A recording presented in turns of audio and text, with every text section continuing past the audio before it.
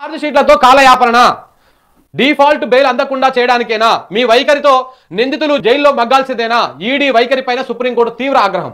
అబ్బో సుప్రీంకోర్టు చేసినటువంటి కీలక వ్యాఖ్యలు ఏమంటుందంటే కేంద్ర దర్యాప్తు సంస్థ ఎన్ఫోర్స్మెంట్ డైరెక్టరేట్ అంటే ఈడీ వైఖరి పైన సుప్రీంకోర్టు తీవ్ర అసహనం వ్యక్తం చేసింది.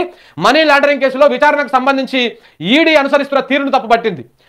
నిందితులకు డిఫాల్ట్ బెయిల్ నిరాకరించేందుకు ఈడీ అధికారులు వరుస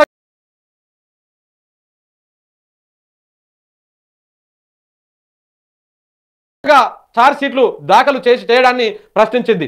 కోర్టులో విచారణ జరగకుండానే నిందితులను నిరవధికంగా జైల్లో ఉంచడం ఏంటని నిలదీసింది. ఈ మేరకు జస్టిస్ సంజీవ్ ఖన్నా, జస్టిస్ దీపాంకర్ దత్తతో కూడినటువంటి ద్విసభ్య ధర్మాసనము కీలక వ్యాఖ్యలు చేసింది. ఏమన్నది అంటే దర్యాప్తు పూర్తయ్యేంత వరకు నిందితులను అరెస్టు చేయకూడదనే డిఫాల్ట్ బెయిల్ ముఖ్య ఉద్దేశము. సో నిందితుడిని అప్పటికే కస్టడీలోకి తీసుకున్న మీరు వరుసగా అనుబంధ ఛార్జ్ షీట్లు దాఖలు చేస్తూ అతను జైల్లోనే ఉండేలా చేస్తా ఉన్నారు. నిందితుడికి డిఫాల్ట్ బెయిల్ దక్కకూడదన్న ఉద్దేశంతోనే చేశారా? ఈడీ చర్యలతో కోర్టులో విచారణ జరగకుండానే సదరు నిందితుడు ఏకంగా 18 నెలలు జైల్లోనే గడిపాడు. ఇది బాధాకరం. ఈడీ చర్య నిందితుడి హక్కులను ఆటంకం కలిగించేదిగా ఉన్నది.